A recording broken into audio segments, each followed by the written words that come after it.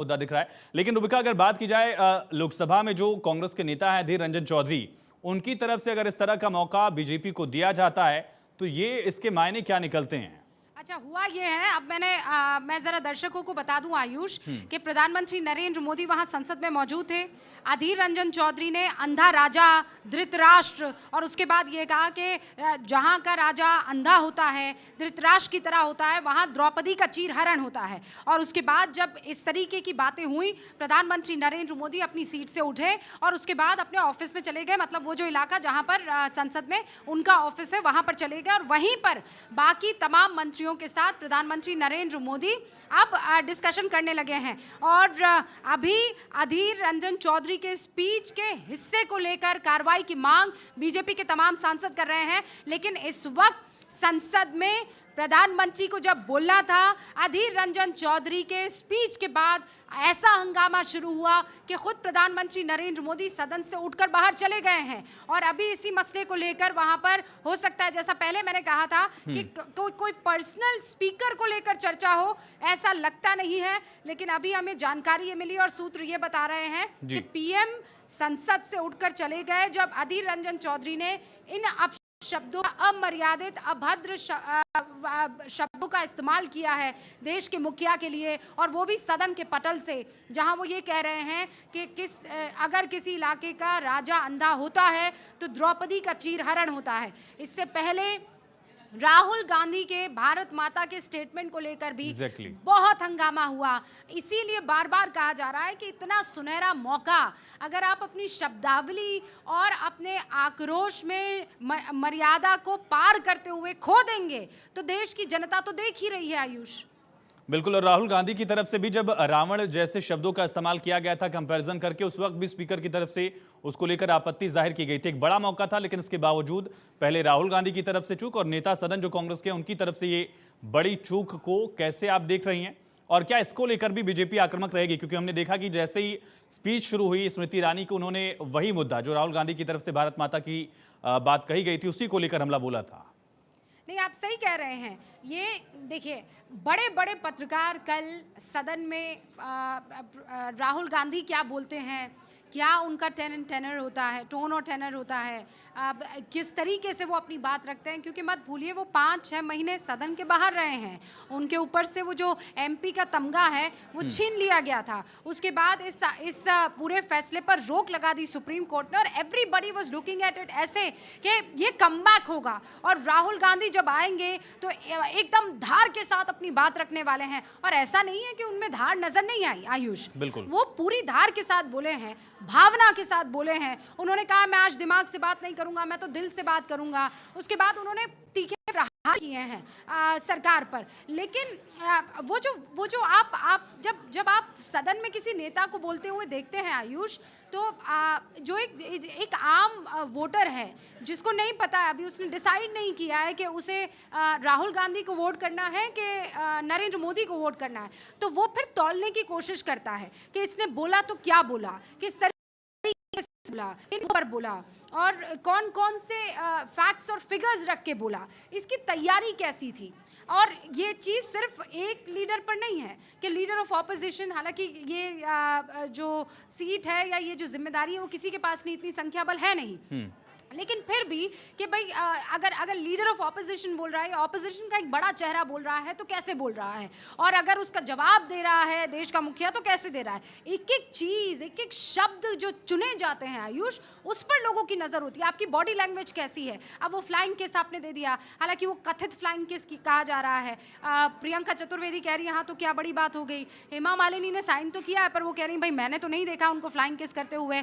और स्मृति ईरानी कह रही अभद्रता है, ये मिसोजिनिस्ट है, ये सिर्फ वही काम कर सकते हैं जो महिलाओं को कुछ नहीं समझते हैं। तो ये तमाम तरीके के आरोप प्रत्यारोप क्यों चलते हैं कि भाई सदन में आप कोई मौका देना ही नहीं चाहते हैं और कोई मौका छोड़ना नहीं चाहते हैं। और इसीलिए जब अधीर रंजन चौधरी ने इन अपशब्दों का इस्तेमाल किया, और वो कई बार ऐसा कर चुके हैं, और फिर कहते हैं कि मैं सोचता अंग्रेजी में हूँ, फिर उसे बंगाली में ट्रांसलिटरेट करता हूँ, फिर हिंदी में आते आते आते जनरेशन लॉस हो जाता है।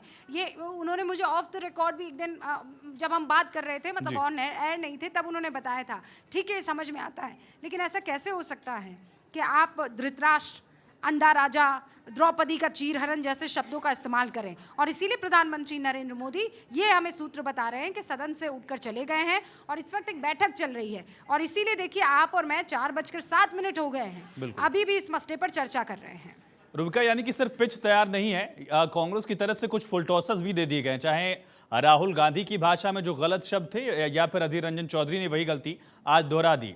और इससे ये भी मालूम पड़ता है कि शायद ये फ्लो में नहीं हुआ है, इसको जानबूझकर कांग्रेस की तरफ से प्रोजेक्ट करने की कोशिश की गई।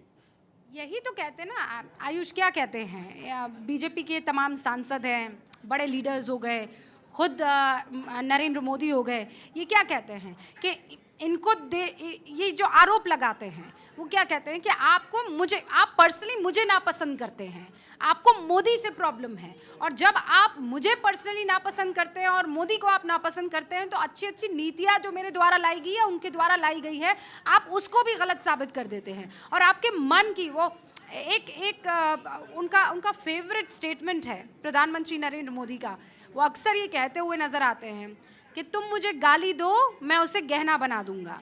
इसलिए क्योंकि लगातार विपक्ष इसी तरीके से हमलावर रहा है और हमलावर होने में किसी को कोई दिक्कत नहीं है। आयुष, आप मुझ पर हमलावर हो सकते हैं अगर आपको मेरी कोई बात ना पसंद आती है, मैं आप पर हमलावर हो सकती हूँ अगर मुझे आपकी कोई बात नहीं पसंद आती है। लेकिन शब्दों का चयन क्या होना चाहिए, शब्दों की मर्यादा क्या होनी चाहिए, वो गरिमा क्या होनी चाहिए, और वो भी स्पेशली तब जब आप चुने हुए जनप्रतिनिधि के तौर पर वहाँ संसद में मौजूद है। और अगर वहाँ पर आप इस तरीके की शब्दावली का इस्तेमाल करते हैं और आप पब्लिक लाइफ में, भाई आप ऐसा नहीं है कि दो यार दोस्त बैठे हुए हैं, बात कर ली तो कुछ भी निकल गया, आप थोड़ा ऑफ ट्रैक भी हो गए तो चल गया, भाई ये आप वहां पर ओथ लेकर पहुंचे हैं, आपके कंधे पर समाज की, आपके वोटर्स की जिम्मेदारी लेकर पहुंचे हैं।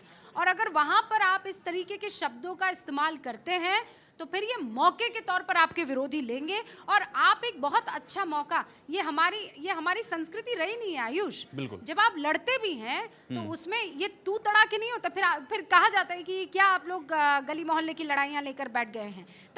तब जब आप बड़े मुद्दों पर बात कर रहे हैं तो उसमें आप फैक्ट्स रखिए, उसमें फिगर्स रखिए, पर्सनल नेम कॉलिंग की बजाय आप मुद्दों पर उनको चारों तरफ से घेरिए। क्या ऐसा होता हुआ दिखा है विपक्ष की तौर पर, ये जनता अच्छे से देख और समझ रही है आयुष, इतना कह सकती हूँ मैं। ये एक सिलसिला भी हमने देखा, चाहे वो 2014 के चुनाव से पहले चाय वाला कोट अनकोट कहा गया तब नरेंद्र मोदी को, और उसको बीजेपी ने भुनाने की कोशिश की, या यूं कहें कि उस पर समर्थन लोगों का मिला। 2019 चुनाव से पहले हमने देखा राहुल गांधी किस तरह से चौकीदार चोर है का नारा लगा रहे थे, उस वक्त मैं भी हूं चौकीदार, बीजेपी ने कैंपेन चलाया। अब एक बार फिर से जब हम चुनाव की तरफ बढ़ रहे हैं, कांग्रेस की तरफ से ऐसी गलतियां फिर से दोहराई जा रही हैं। अब ये तो ऐसा ही दिख रहा है क्योंकि बीजेपी देखिए वो मुद्दा तो छोड़ेगी नहीं ना। और बीजेपी भी ये कह सकती है आयुष कि आपने कौन सा मर्यादा का ख्याल रख लिया, और वो सारे स्टेटमेंट गिना सकती है। लेकिन इस वक्त अगर मान लीजिए मेरी मेमोरी थोड़ी कमज़ोर हो रही है तो संसद में आपको ऐसा कोई बयान याद आ रहा है जिस पर कंट्रोवर्सी एनडीए की तरफ से क्रिएट हो गई हो? आपको कोई ऐसा नाम याद आ रहा है? या मैं व्यूअर्स से पूछती हूँ कि उनको ऐसा कोई नाम याद आ रहा है जिसमें निर्मला सीतारमण ने ऐसी कोई बात कह दी हो, अमित शाह ने ऐसी कोई बात कही हो? साध्वी प्रज्ञा का एक बयान था लेकिन वो ऑन एयर नहीं था, वो शायद उन्होंने संसद परिसर में बाइट दे दी थी, अगर मैं कुछ याद कर पा रहा हूँ, एक वही मौका था शायद। नहीं, साध्वी प्रज्ञा नहीं, मेरे ख्याल से मीनाक्षी लेखी भी थी जिसमें उन्होंने कहा ईडी आपके घर पहुंच जाएगी। एग्जैक्टली, हाँ। उसको लेकर चर्चा बहुत हुई थी। लेकिन मैं कह रही हूँ कि क्या उन्होंने किसी पर पर्सनल अटैक किया है ऐसे, ये आप सवाल पूछिए, ये दोनों अलग हो जाएंगे। एक तो आपने ऐसी बात बोल दी जिससे किसी को भी कि भाई आप कैसे ये बात कह सकते कि ईडी आपके घर पहुंच जाएगी, क्या प्रूफ है आपके पास? और इसका मतलब तो यही है कि आप ये बताने की कोशिश कर रही है कि ईडी आपके मुट्ठी में है।